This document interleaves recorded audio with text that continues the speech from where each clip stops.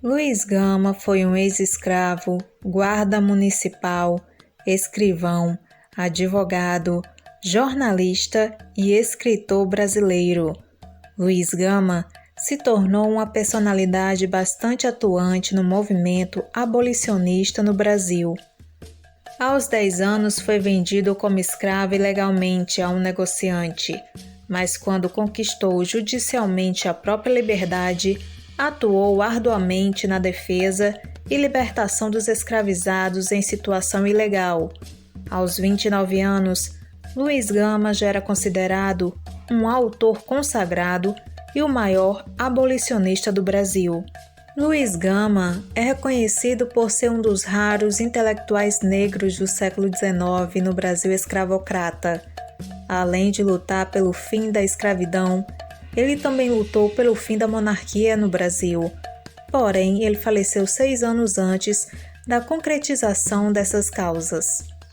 Luiz Gonzaga Pinto da Gama nasceu no dia 21 de junho de 1830, em Salvador.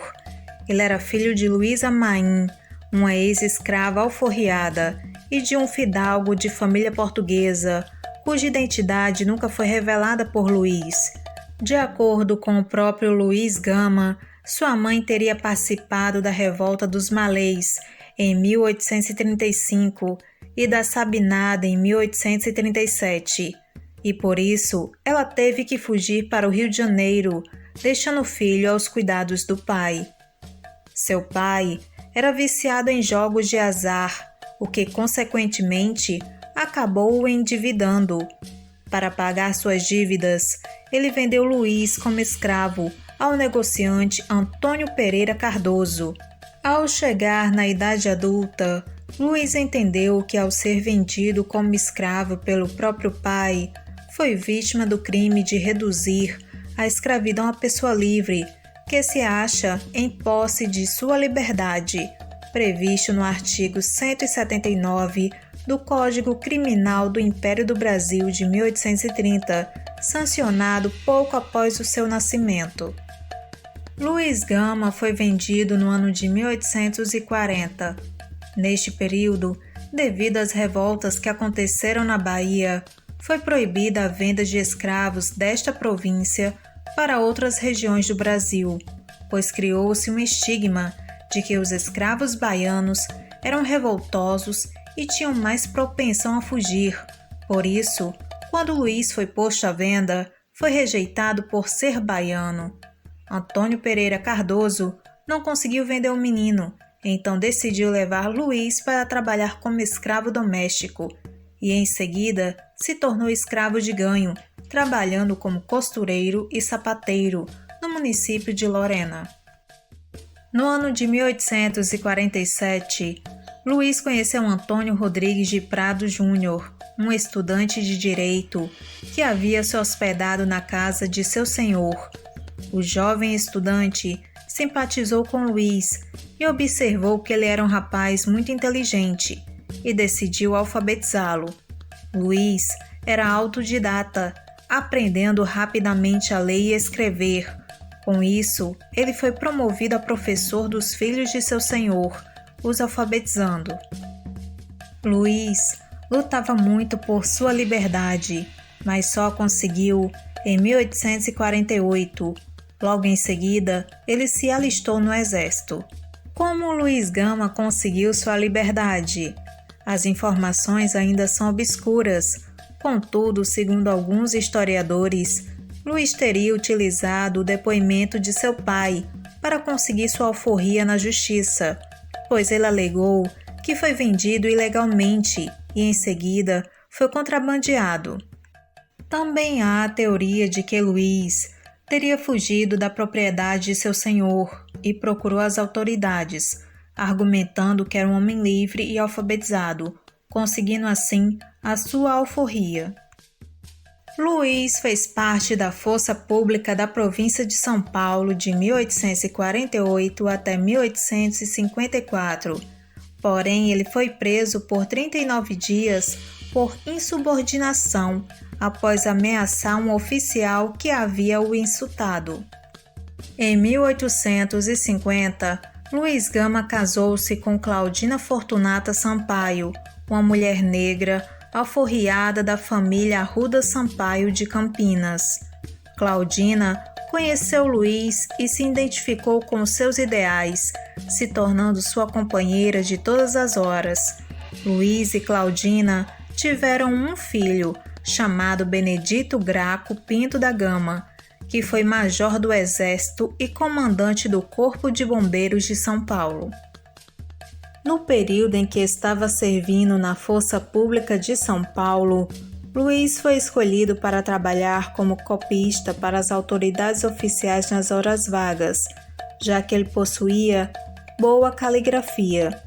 No ano de 1856, Luiz Gama foi contratado para a função de escrivão da Secretaria de Polícia de São Paulo, trabalhando no gabinete de Francisco Maria de Souza Fortunato de Mendonça, um conselheiro e professor de Direito. Luiz tinha permissão de usufruir da biblioteca do Dr. Francisco Mendonça e, com isso, ele iniciou seus estudos em Direito. No ano de 1850, Luiz tentou ingressar no curso de Direito no Largo de São Francisco, mas a faculdade recusou sua inscrição pelo fato dele ser negro e pobre. Mesmo sendo hostilizado pelos professores e alunos, Luiz corajosamente persistia em estudar por conta própria e assistia às aulas como ouvinte. Luiz Gama se tornou um rabula, nome dado a um indivíduo que possuía conhecimento jurídico o suficiente para advogar, mesmo sem possuir o diploma de advogado. Luiz passou a atuar em processos de escravizados, conseguindo com sucesso libertar muitos escravos. Contudo, Luiz foi demitido de seu cargo na Secretaria de Polícia em 1868, por pressão dos conservadores, que estavam insatisfeitos com as alforrias conquistadas por Luiz. Luiz Gama atribuiu sua demissão como uma consequência do trabalho que estava fazendo ao libertar escravos que estavam em situação ilegal e denunciar os abusos que eles sofriam, o que desagradava aos senhores de escravos. Em 1864, Luiz Gama, junto com o ilustrador Ângelo Agostini, inauguraram a imprensa humorística paulista, ao fundar o jornal Diabo Coxo, que se destacou por utilizar caricaturas que ilustravam as reportagens dos fatos cotidianos da conjuntura social, política e econômica, o que permitia os iletrados compreenderem os fatos noticiados. 5 anos depois, Luiz se uniu a Rui Barbosa para fundarem o Jornal Paulistano e também colaborou com diversos jornais progressistas, entre eles Ipiranga e A República. Luiz Gama sempre esteve envolvido nos movimentos contra a escravidão, se tornando um dos maiores líderes abolicionistas do Brasil.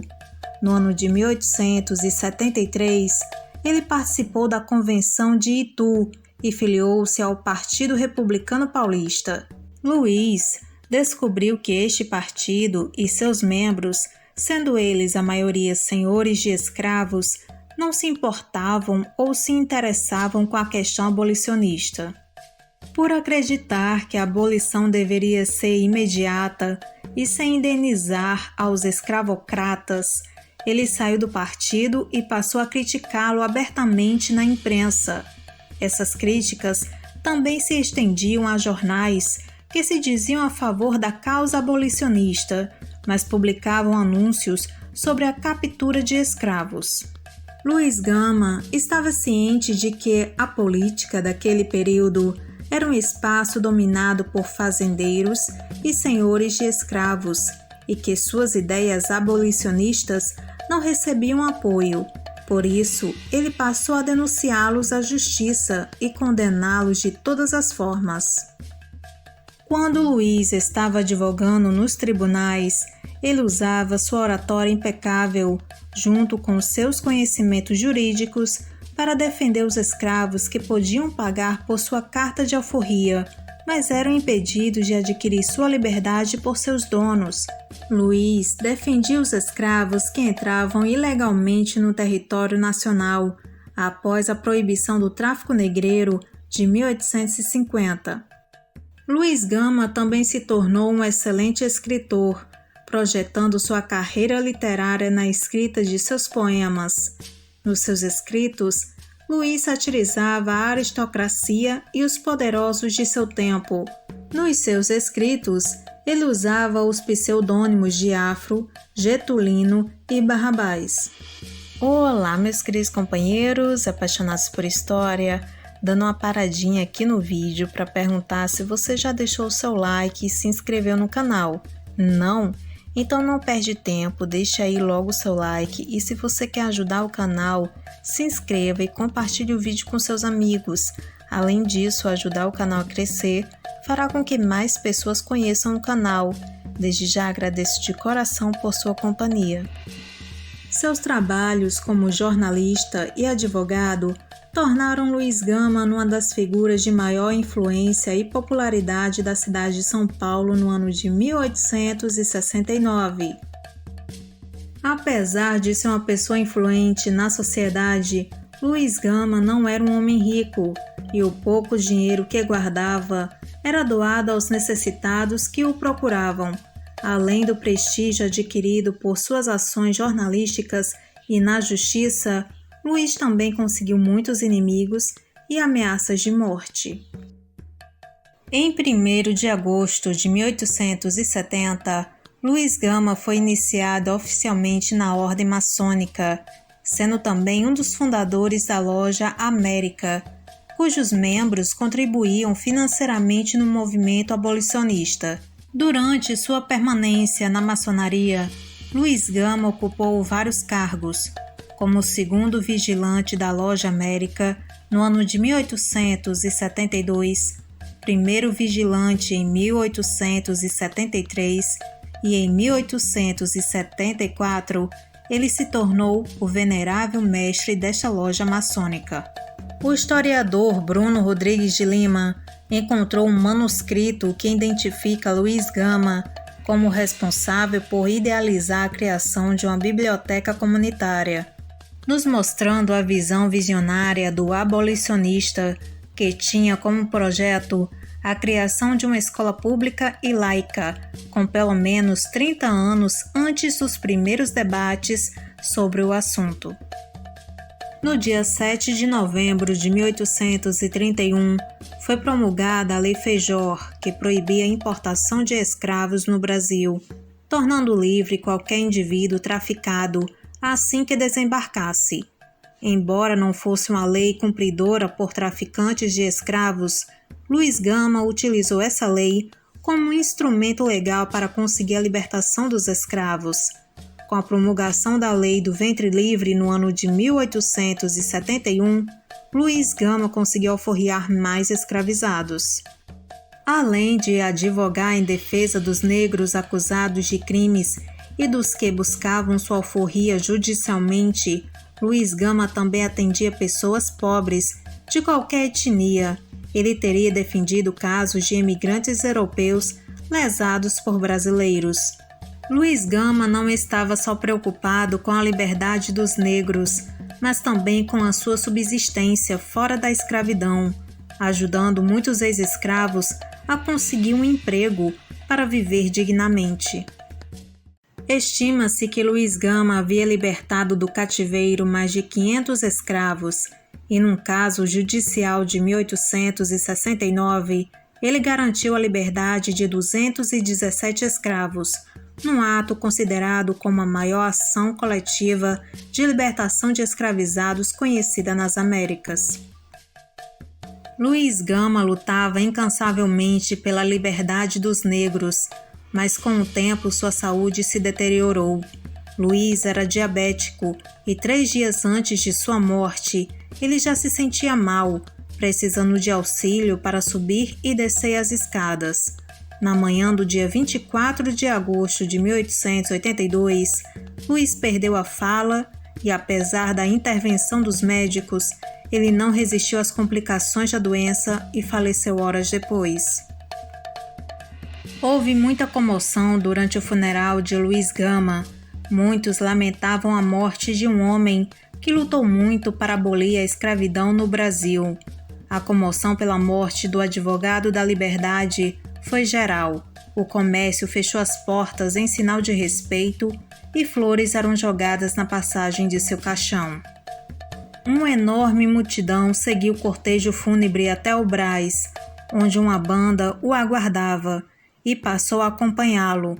O povo apilhava-se nas ruas por onde o cortejo passava, lamentando a morte do defensor dos escravizados. Já era noite quando o cortejo chegou finalmente ao Campo Santo da Consolação. No túmulo de Luiz Gama foram depositadas centenas de coroas de flores e muitas homenagens foram feitas, relembrando seus atos corajosos pela liberdade de seus irmãos. Luiz Gama deixou seu nome registrado na história brasileira como um dos personagens mais importantes na luta pela abolição da escravidão.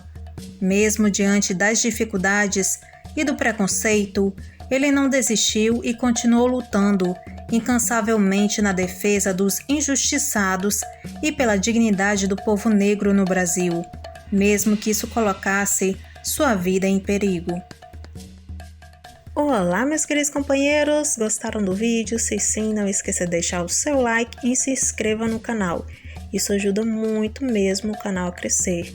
Desde já agradeço por sua companhia aqui durante o vídeo. Até a próxima!